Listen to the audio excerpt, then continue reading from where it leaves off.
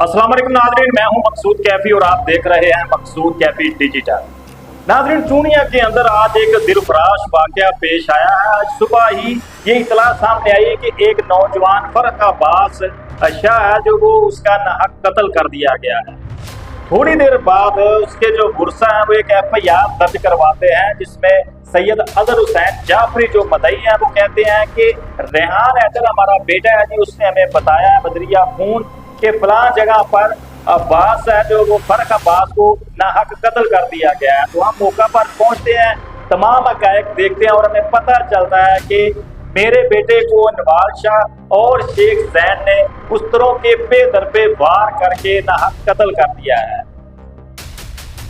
मुल्ज़मान है जो वो फरार हो चुके हैं।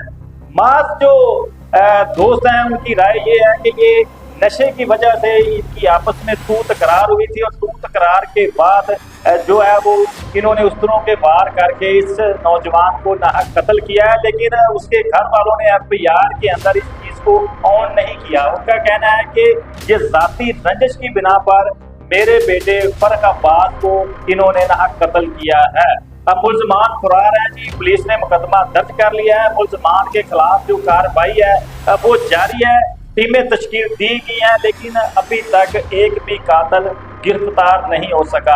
नाज़रीन, आए रोज मुल्क भर में इसी तरह अदम बर्दाश्त की वजह से कत्लो गारत होती रहती है। खास तौर पर हमारे जिला कसूर को तो जैसे किसी की नजर ही लग गई है। जिला कसूर की तहसील चूनिया, पत्तों की और कोटरादा किशन में आए रोज इस तरह के वाकयात सामने आते हैं कि पैरों तले जमीन निकल जाती है जब इस तरह की कोई मौत दर्दनाक कहानी सामने आती है।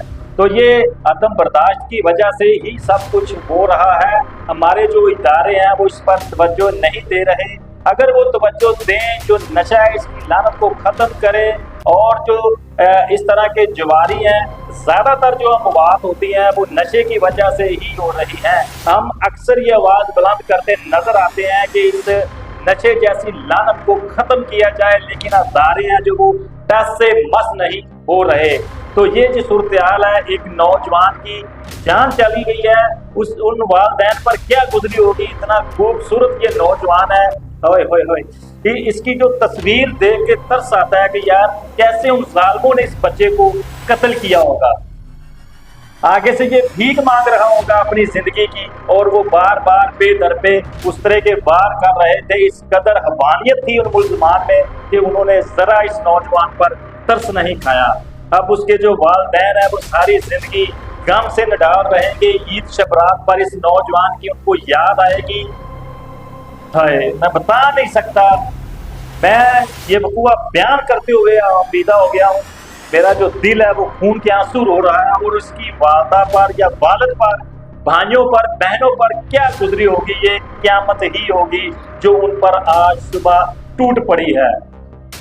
अगली स्टोरी के साथ मुझे इजाज़त दीजिए। अल्लाह निगहबान।